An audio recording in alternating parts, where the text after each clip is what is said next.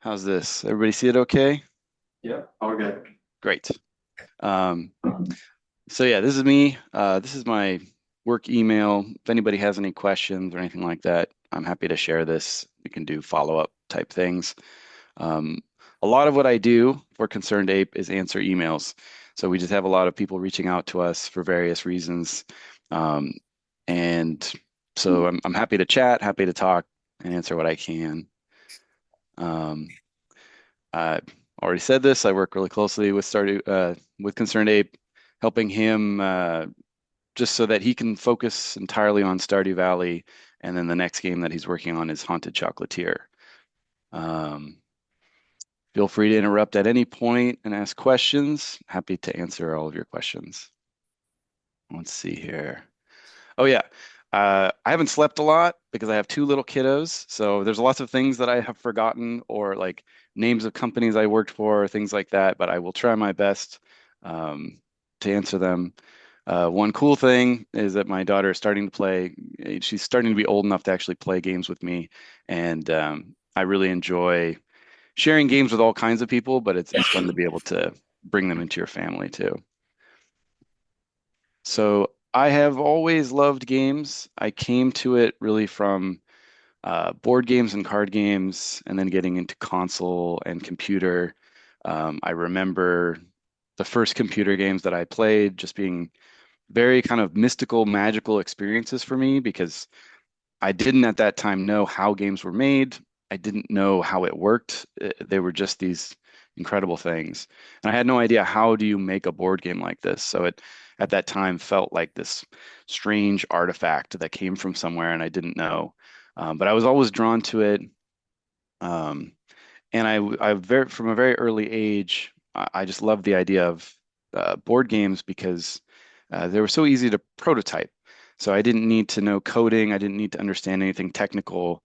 I just needed some paper, some dice, and I could very quickly be iterating on something. My friends and I could work on it together, and we had a lot of fun doing that. So this is something that I really just jumped into early on. Um, And I started thinking over time, like, why do I like games and what kind of a gamer am I? I don't know if this is something you all have already gone over, but this was really useful for me. I think it's called the Bartle gamer types. Um, and there are more categories than just these, but these are kind of the four major ones. But it seems like most people have tendencies somewhere on this axis of uh, competitive gamers that really like mastery and domination of their opponents, achievers who just want to find stuff and collect all the things and get the high scores, socializers who just really like to empathize and hang out with their friends and kind of have that cooperative experience, and then explorers who are not only physically exploring game space, but you know, digging into stories or experimenting with different stuff and kind of mixing it together. They're the ones, ooh, what's over there? What's going to happen next? Um, I find myself very firmly somewhere between socializers and explorers. I'm not hyper competitive, though I like to compete. And, uh, you know, 100%ing video games never really appealed to me, though I do like it when I can kind of achieve some kind of mastery. So I sit right about there. So this is the thing ultimately that I landed on is that games can generate stories, and these can often be collaborative stories that I'm experiencing together with people that I'm playing with, whether I'm competing with them or we're on the same team. Um, and like these become shared experiences. This is my wife, my dad, and my brother playing Dungeons and Dragons and just goofing around, having a good time, and building a story together. And I just think this is really cool. My first game that I made was this card game called Gubs. Trying to reprint it now, but this is kind of like just a personal side project.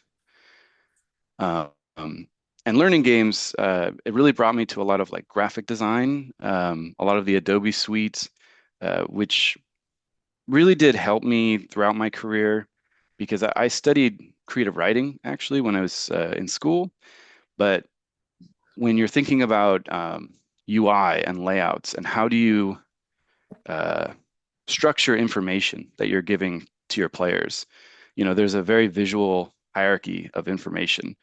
And this is true whether you're writing like a rule book or if you're trying to tutorialize something in a video game, or even just making it such that the UI is intuitive. So a window pops up and they know what they're doing. They can kind of find things and not miss things. So this was very useful to me. I worked at this company called Smith Micro, making some software boxes. This is where I was kind of sharpening my graphic design skills.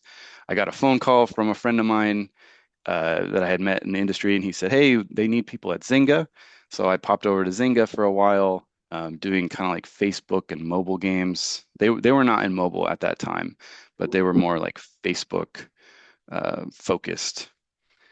Um, I worked on Mafia Wars, and this is when I started getting a taste of what the industry is really like, at least the free-to-play industry. And there's a lot of different, you know, acronyms and keywords that they throw around. It was all about virality and so these social features.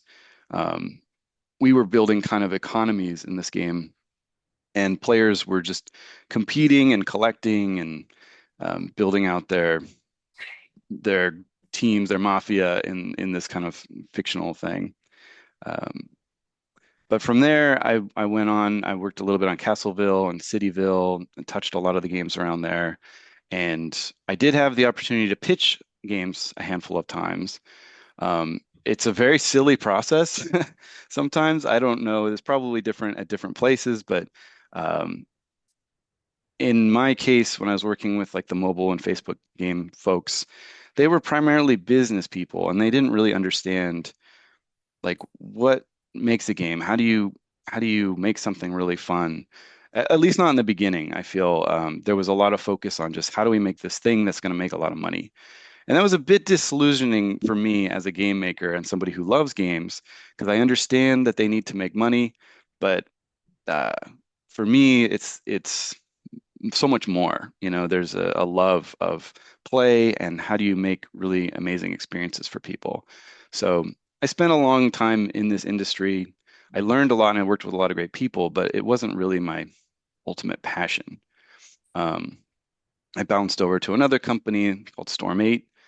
I learned that there are different companies that have different focuses. Like whereas Zynga was very much, virality and social stuff and kind of bringing all this different people together in these networks. Storm 8 was a little bit more technical. So they built this very effective system of, it was like they kind of had all the engineering figured out so that they could very quickly make multiple games using that same back end, and it was always plugged in to their network that they were building. So that was kind of interesting that there's, different focuses at different companies. So one of the things that I did there was pitched a handful of games. This is one of them that we got to launch. So Heyday was really big at the time, and so we made a game called Farm Story 2, uh, which I was happy with because we got to make it quite different. It wasn't just there was a lot of fast following happening at that time, and probably still is. But it was nice to be able to put some originality into it and make something that looked and felt a little bit different. But it was interesting because they also had a restaurant game, and they said, "Oh, well, let's use the engine we built for our farming game and do a restaurant game." And whereas the farming game was moderately successful, the restaurant game was not. And it was an interesting kind of post-mortem to look at why did the farming theme work so well and resonate with people, but the restaurant theme didn't quite work. And I think some of the limitations were things like thematic disconnect. Um, there was no animals, it was a lot less character. Uh, Food has a lot of limitations in terms of what ingredients can go together. So it was just kind of a more challenging game to make. And so this was an example of something that I thought looked pretty good and was designed pretty well, but failed like entirely. And I was working with, a handful of talented people, but sometimes that happens. Um, and I kind of touched on this before, but I do think that the leadership of a company sort of sets the DNA and the ethos of the company. And so whatever those leaders are really good at, that tends to kind of filter down and become a big part of how the company operates, how you approach game making in those companies, and just what their goals are, what they think is important. So whereas Stormate prioritized the engineering infrastructure, and Zynga was all about this like viral social stuff. I then jumped over to a company called Jam City, previously called SGN here in San Francisco, and found out, what are these guys good at? What is their focus? And it really was business. Like they were all about making deals, acquiring companies, promoting and IPs. And I think the company is somewhat diminished now as many gaming companies in the Bay Area are, but for a while they were riding pretty high and acquiring new IPs and kind of building things out. But this focus on business, again, it doesn't necessarily align with what I found to be the most interesting thing about making games and making those experiences. But it's a necessary component, but it's not really where I wanted to focus. Um, So what I did there was very similar to what I did a lot of other companies, but the day to day is, pitching games and ideas, writing specs, and design documents. That's where a lot of my creative writing and graphic design kind of came into play because as a game maker, I think it's just important to be able to clearly illustrate your idea and talk about it, draw it, lay it out, because you need to communicate that idea to artists, engineers, to the business people, and everybody kind of needs to see it. And it's very difficult to imagine how a game is going to go. That's kind of your role as the the primary person who's imagining what it's going to be. But I was also reviewing a lot of other designers' work, and then just trying to kind of bridge the gap between departments, trying to help them all understand what they were building together. So we played a lot of games. We prototyped games. I mean, even some, paper prototypes can be useful when you're building a digital game just to see how certain things feel.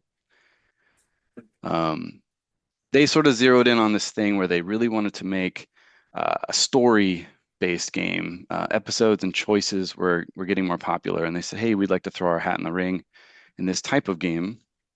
And so this is some of the behind the scenes of blocking out all the different systems and the things we need to put into it and plan for.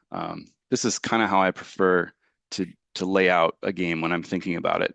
Um, I often find if you have too many cards and you can't fit it all on the table, maybe your scope is too big. So it's kind of useful physical medium to kind of figure these things out. These were some of the stories we were working on, and we explored a lot of branching choices. And I feel like I really learned a lot about do you have storylines that go very deep but not wide, so they don't branch that far, but you can go very far? Or do you have a lot of branches in your storyline, and that makes it a lot more challenging to make those choices uh, consistently meaningful to the end, so you end up having a shorter story with more options. And this is something I continue to think about as I don't know, just think about narrative games and, the story engine. Like, how do you best do that? Ultimately, with this one though, output, input to output did not add up. It was not going to make enough money for us, and the game got canned. This is a common thing that happens in the industry, but you kind of just roll with it. In my case, I ended up moving over. The central tech team really needed somebody kind of in my role, which is sort of like a mix of producer, project manager.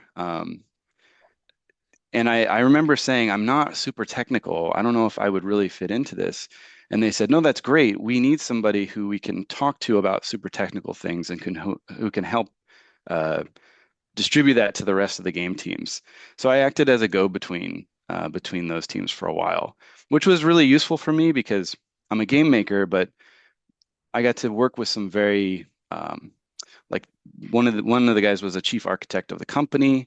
They were building really advanced data pipelines, and so I felt like I learned a lot about how a lot of these online games are, collecting a lot of metrics, and then how they use those and how they manage data, which um, ultimately that's what we're doing as game makers is we're gathering data from our players and trying to use that to refine our games. But these games obviously took this to a really high level.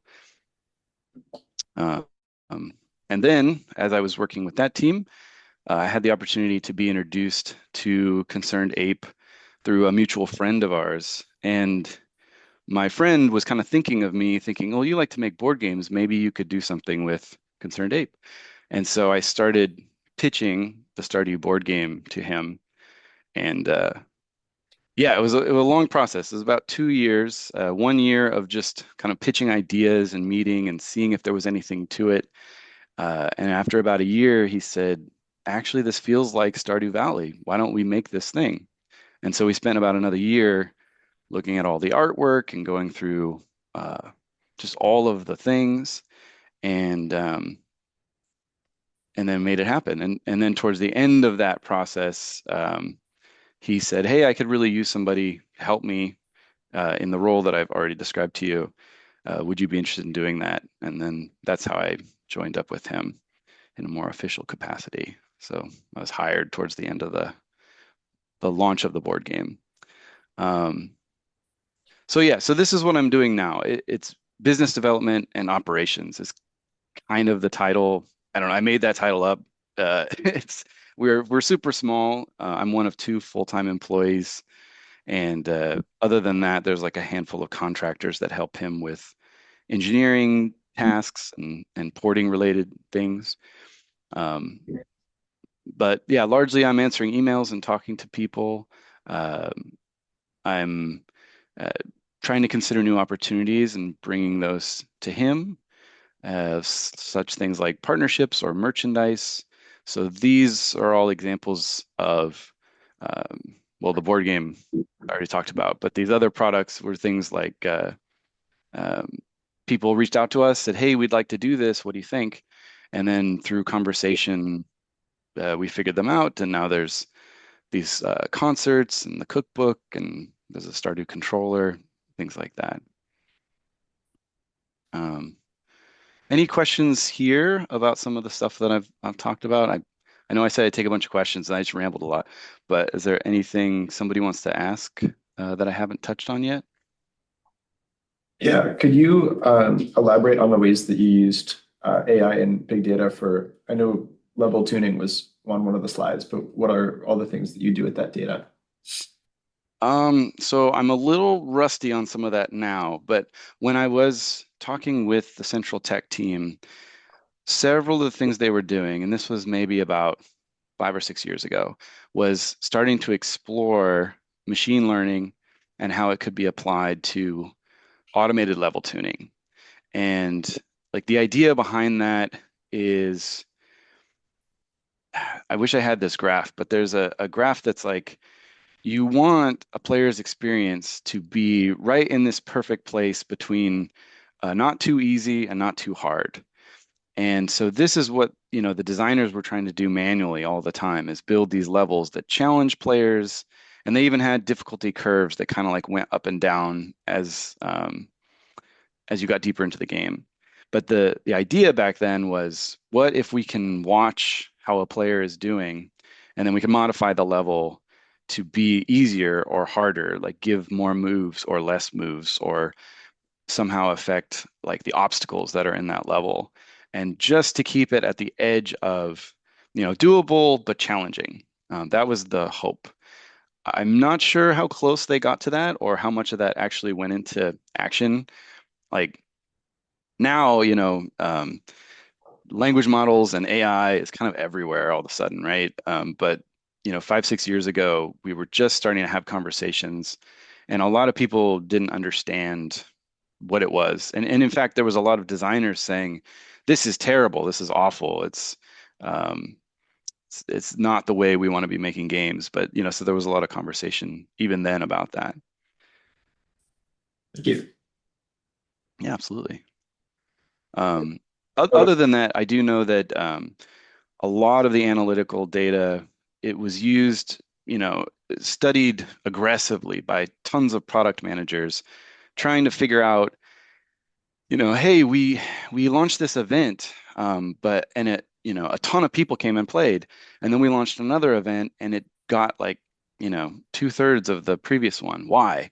They were always trying to investigate why, and I think Zynga really was one of the first to like really lean into PMs, managing those products and looking at the analytics and responding, trying to optimize, engagement and retention and daily active users and monetization and all these things to really, build up the business.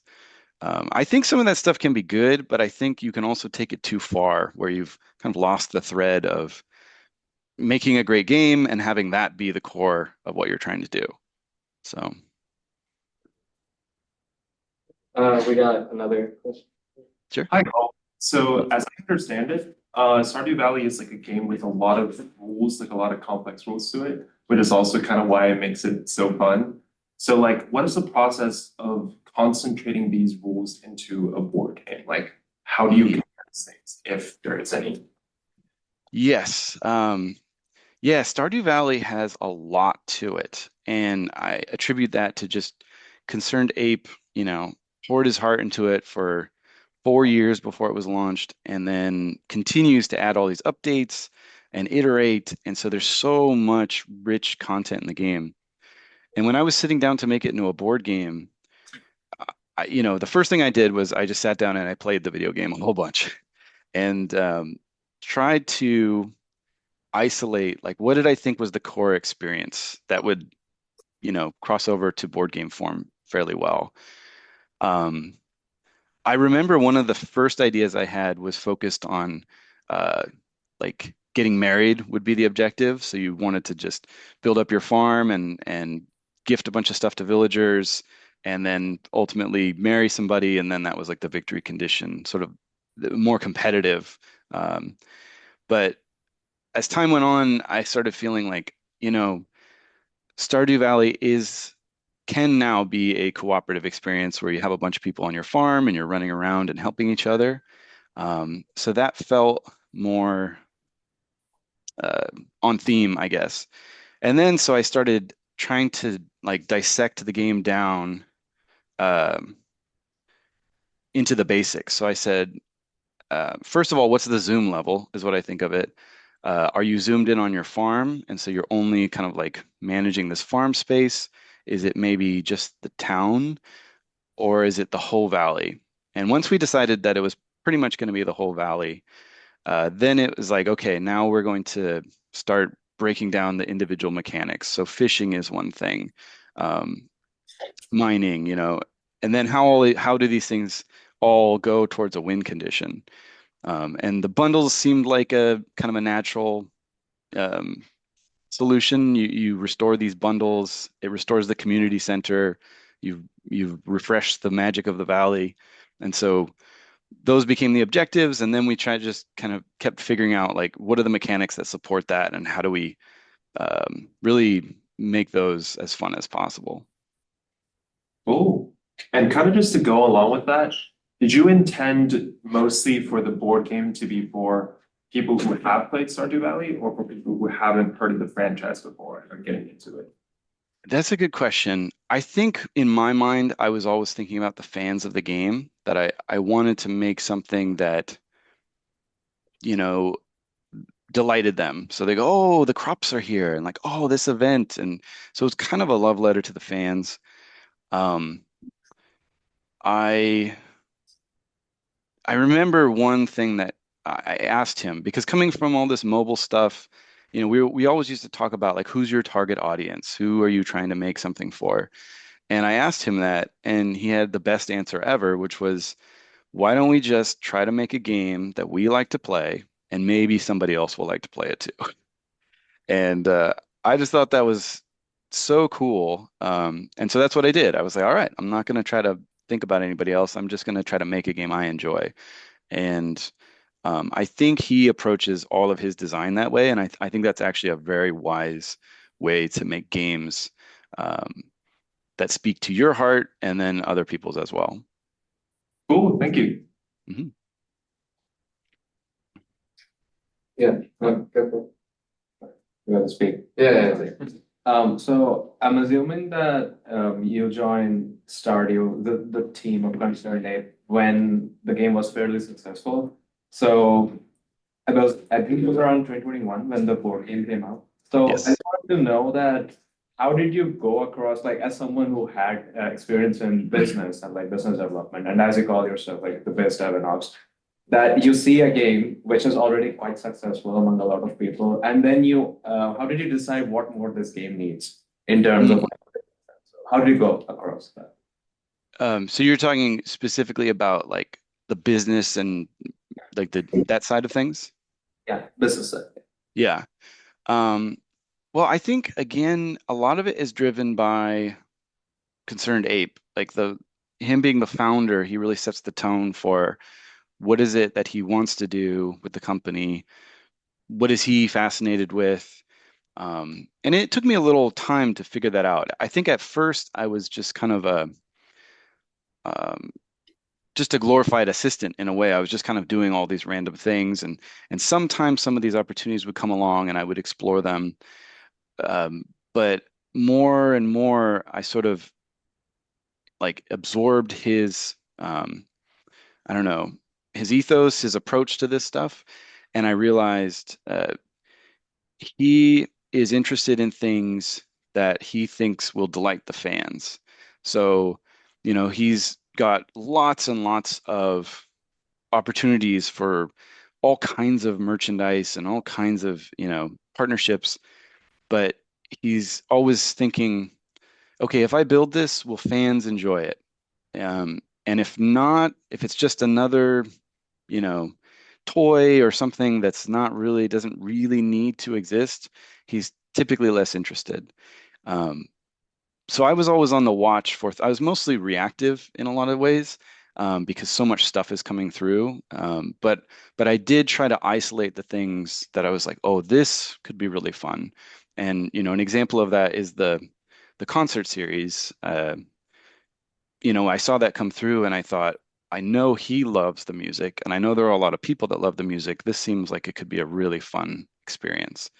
And even if it's not something that's, you know, the majority of our revenue comes from the video game. Everything else is sort of secondary, and so it's not so much about like, ooh, let's make some more money making this product. It's like, will fans enjoy this? And so that's kind of how we choose. Yeah, go for it. Oh, hello. So I have a question about business side of things. So let's say you're like working as a composer or like a sound designer or like a music type of person in the field. How how common is it? Does it happen often? People pipeline like from that kind of side of things to like the business side or like the work management type of things. Like, Mm. and if it is more common, how do you want to approach doing that, or like how does it happen, like in like the field, I guess. It's a good question. So you're talking about like making a transition from that focus into more of like a business side of things? Yeah.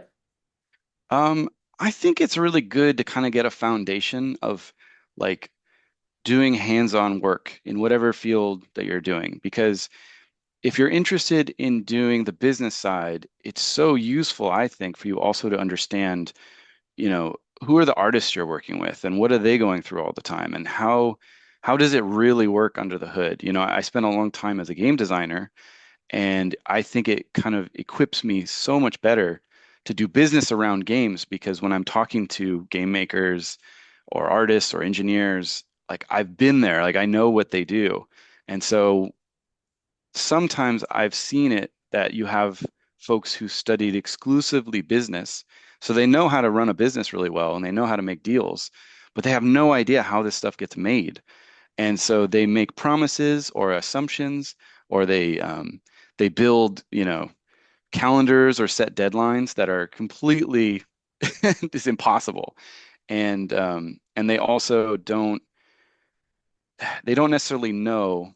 Let's say someone comes to them um, and tells them something that's not true. They say, "Oh yeah, we can build that game in 6 months, no problem," and that's not true. I don't know why that person may have said that. Maybe they're trying to be aggressive or impressive. Um, if you don't know kind of the hands-on stuff as a business person, I think you're going to get misled, basically, and it will impact the business.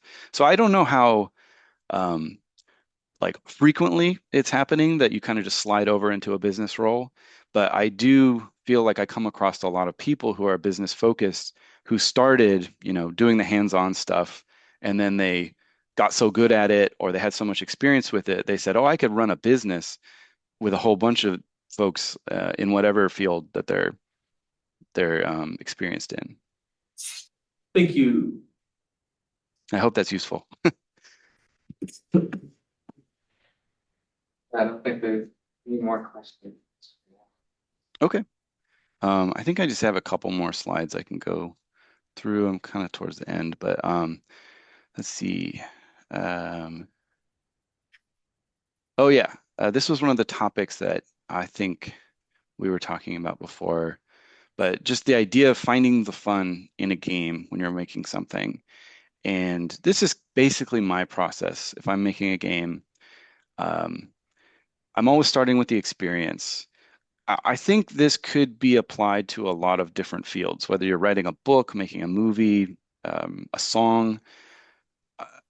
For me, it's useful to say, what do I want somebody to feel? Like, what do I want to feel when I play this game? Um, like, I'll give you an example. There's another prototype I've been kind of kicking around for a board game with the idea of it being sort of this Indiana Jones experience, exploring the world and traveling around and, finding things. And so when I think about that game, instead of starting with the mechanics, I like to start with, well, how do I want you to feel? I want you to feel like you're exploring, like you're adventuring, and that you're intelligent and capable, but going up against really hard challenges. And then I sort of say, well, what are the mechanics that could provide that experience? So exploration, for example, flipping over tiles or revealing cards, there's like a revealing element to it. So that's how I try to marry experience to mechanic. That's where I start. And then I try to make it as quickly as I can. So whatever it is, prototyping, building it or building a vertical slice. They talk a lot about that in video game design. Um, do I need to go into what a vertical slice is, or is that a known concept? We can define it real quick. It's basically one of everything. So if you took, let's say you were making a Mario game, Super Mario, you need one level, you need one bad guy, you need a platform. You don't need all of the power-ups. You should have one power-up. And once you have one of everything, you can play through that level and you can say, oh, I can imagine it with all these other enemies that work differently or all these other power-ups. But I have at least a vertical slice that tells me, okay, I'm onto something. This will be fun. And if I add more content, it's just going to flesh out the experience. But if I jump right in past the vertical slice and start building, hundreds of enemies before I even know the game is fun, that's where a lot of development, I think, can go wrong. So prototyping or building the vertical slice as quickly as you can, just to get something rough and kind of ugly, so you can test it and play it. And then you're testing and you're iterating and you're showing it to people and you're just going through that process over and over again. You're trying to identify things like, oh, it always feels really bad when I do this part of the game, or this part's really fun. Why is this part so much fun and this other part sort of drags? Or is the game too long? Or it feels like it's over before it really gets going? These are the questions you're sort of asking yourself. Um, and the more you can do that and really listen to like what feels good and what feels not so good, or what am I forgetting? A lot of times I feel like that's a really useful indicator that something is not intuitive or maybe not as necessary. if I'm always forgetting to draw a card or to upgrade something, it's like maybe that is out of the loop of gameplay that I really care about. And and then you're deciding, okay, what do I scrap so I can reiterate on this, or is the whole concept just not really going somewhere? I've had to throw away lots of games that I thought, oh, this is going to be great, and I build it, and it's like, it just doesn't land. And I can tinker on it, or I can just start again with a new project. So that's kind of my process, and then just repeat, repeat, repeat until you get to a place where you're showing people your game, and then they're saying, wow, can I play again? Or, you don't have to ask them to play. They want to play. That's a good indicator that you've sort of found something that's fun. I think we. Any, any questions about this?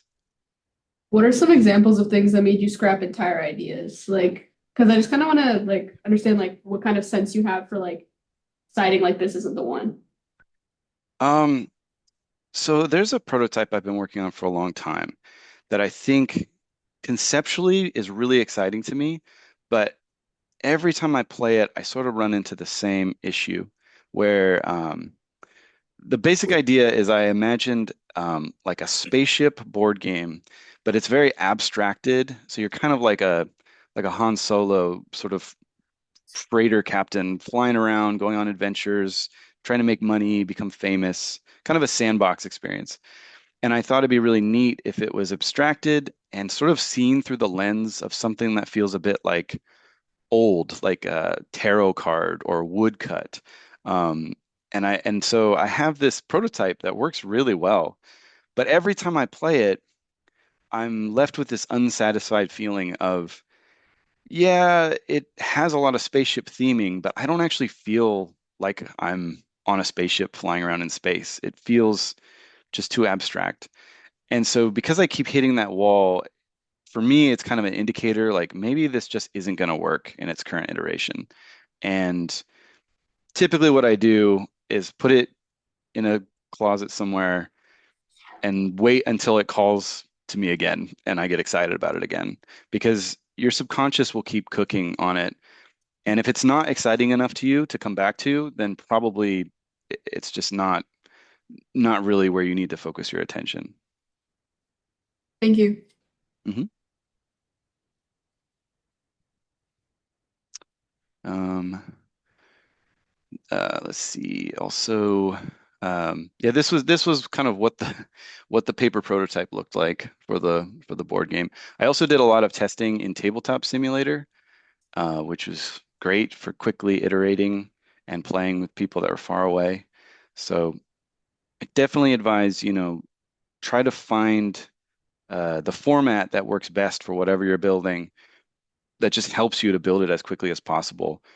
Um, don't worry too much about like finding the perfect engine or the perfect platform. I think you'll learn a lot as you go, and then you'll become more comfortable with different things and you'll kind of have a sense for what it needs to be.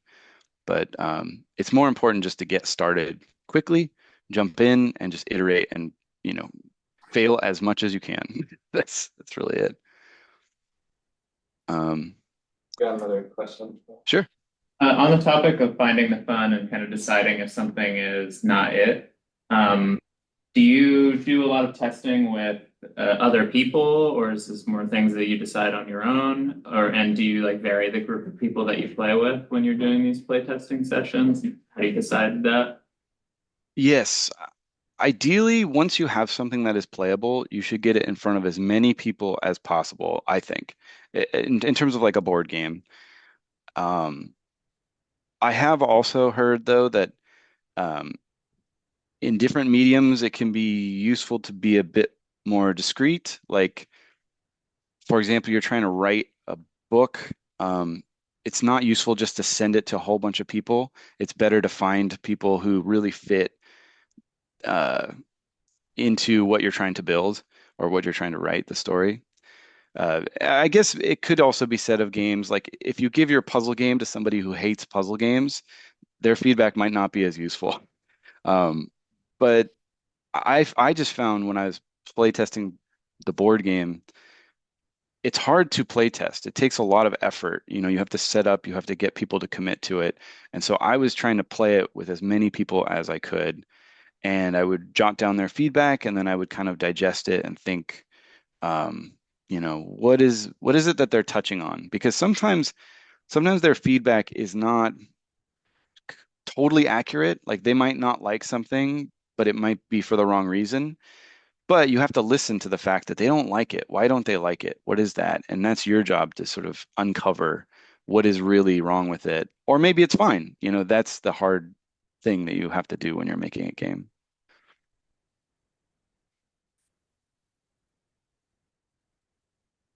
Okay. Um, here's some more advice. I kind of covered some of this stuff. Um, just make things as much as you can, even if they're small things, even if they're things you intend to throw away. It just can be really useful. Just to say, hey, I'm just going to make this tiny thing just to see, and then it's just a great exercise to get into. I think it's worth really figuring out what it is that you love about whatever it is you're making, and then think about like showing them why it's cool. An example I'll give is I really like Star Trek. And I thought, like, why do I like Star Trek? Is it the spaceships? Is it, what is it? And what I realized is I really enjoy the culture clash that happens and how, intelligent, thoughtful people resolve these different things with different, species. And that's my favorite part of Star Trek. So if I was trying to make that kind of experience, knowing that I can find mechanics that would allow that to happen. Uh, I said before, like just trying things and failing, like failing feels really bad. I still struggle with it when I make something and it just doesn't work. It is discouraging, but it's so critical. It's like if you make something and it doesn't work, it's almost like you should celebrate and be like, great, I know what doesn't work. This doesn't work, so I got to find something else. You hear this a lot in a lot of different fields, but it's just such uh, failure is experience. Like they are the same. Um, so planning to iterate is really important. Just know that your first version is always going to be bad, or at least very far from being complete, and that's okay. Like it's okay uh, if any of you like J.R. Tolkien, uh, you should read some early drafts of Lord of the Rings because when I did, I was shocked by how some of it was just very like what you would call not very good, but it turned into something really great. Um, I knew a lot of people that kind of really sacrifice a lot of their life for their job. Um, and I feel like you should be careful with that in general. It can be a little bit dangerous to make what you love to do, what you do for a living, um, because it might kind of spoil it for you. You might see the darker sides, or you might just get burned out on it. But I do think it's important to kind of find what you find really fascinating and pursue that in whatever way that you can. But save some parts of you for other stuff, like family, friends, reading, hiking, whatever it is. Like it's really important to kind of rejuvenate yourself for the long run, and so that your ideas stay fresh and you don't just burn out. And by starting small, it means you can get successes a lot faster. So tiny things can be really good, and it's easier to iterate on tiny things. And the last thing I'll say is no one really knows the secret to making a great game. I've been doing this for a good amount of time, and a lot of times my ideas just don't work, and that's okay. You just keep throwing things out there, but eventually you do find stuff that works, and that's very rewarding. So um, yeah, this is pretty much most of what I have to say. So I don't know if there's any other questions. Well, we can first just like give a round of applause. Thank you so much. Yeah, happy to. Happy to help. Does anyone else have any other questions? Yes, I do. I have a question from my dad, actually. He is a very frequent Stardew Valley player. This is part of his nightly routine. So he asked, He told me, ask him if he deliberately made it so people want to keep playing late into the night. Quote, just one more game day and I'll go to bed. You know, it's funny because I think there's something to the day-night cycle and the idea that you wake up in the morning and the day progresses and then it starts to get dark and this idea that you have, oh, tomorrow my crops are going to be ready to harvest, or in 3 more days this festival is going to happen. And I think it just really connects with our everyday life. And it's like, ooh, there's something more. And I want to, just have more. I don't think he built it that way, like specifically to keep people playing. I think it's just a very compelling loop. Um, and and I know with everything that he did in the game, he really did just build something that he felt resonated a lot with him as a player. And that was like all of his design choices were just his own intuition, what he thought was the most fun. So.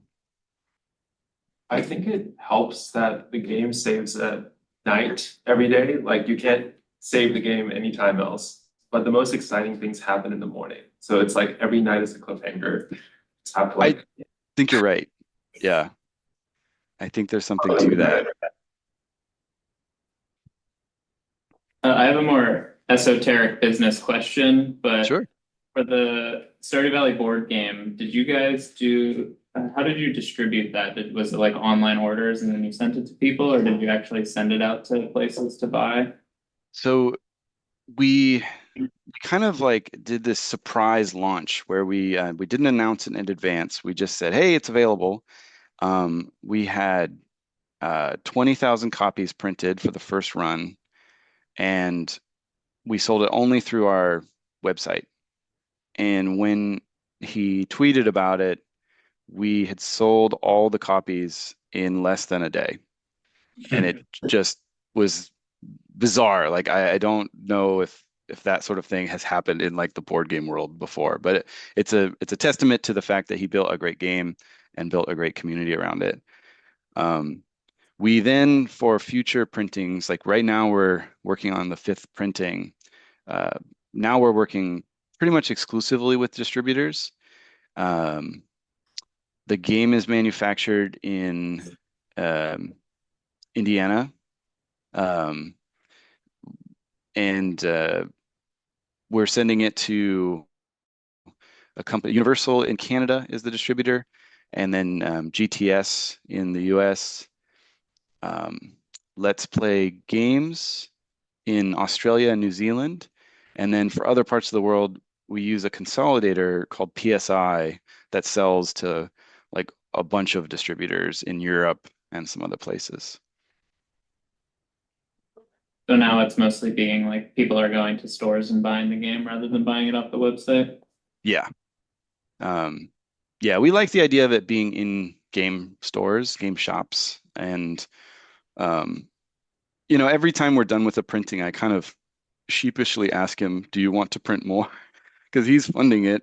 And, you know, we do make a profit, but it's not the same as the video game. I just think video game, there's very little overhead with video games.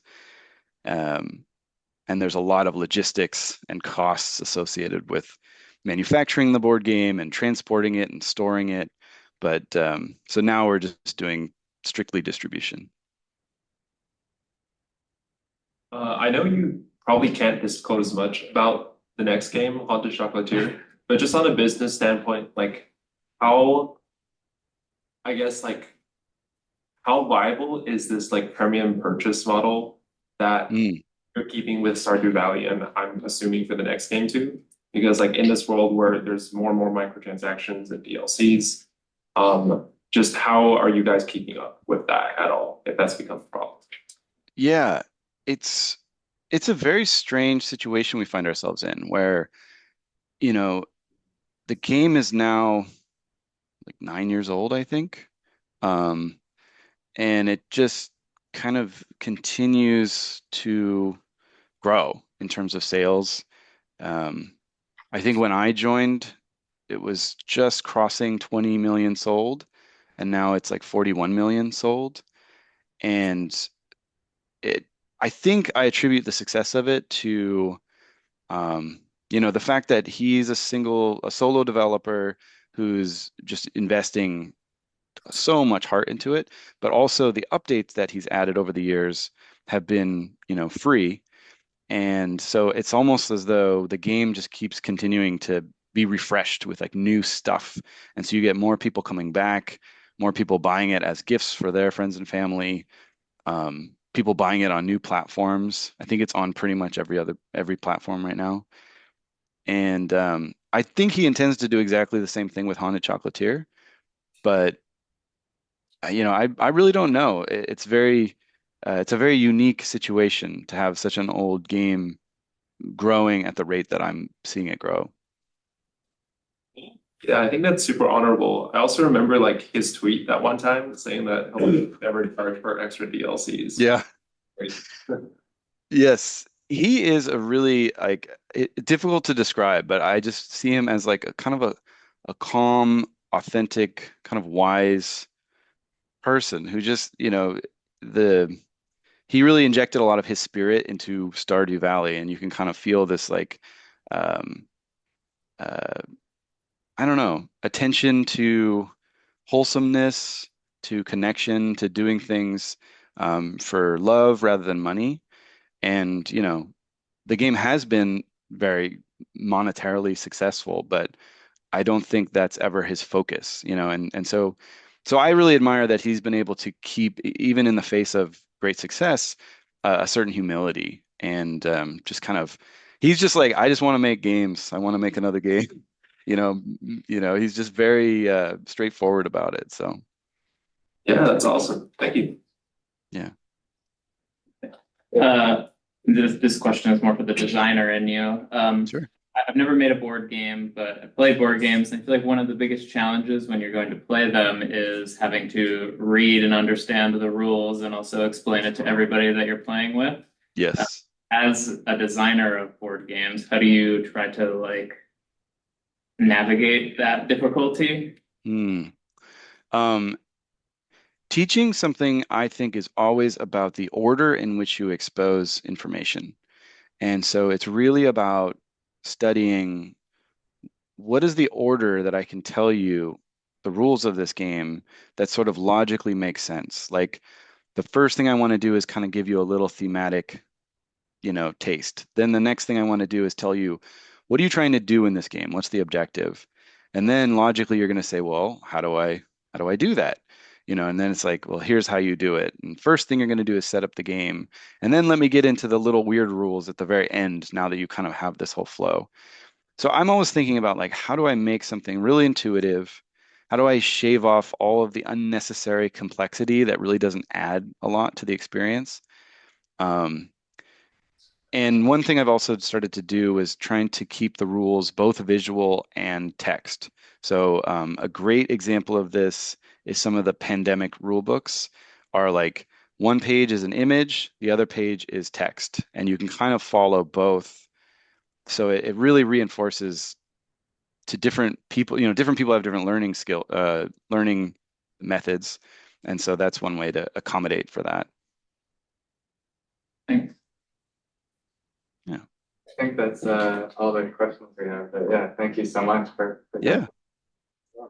I hope this was helpful. And yeah, if there's any follow-up questions, I'm happy to respond over email. Well, yeah, thank you everyone for coming. Feel free to have any of the snacks that we have left. But yeah.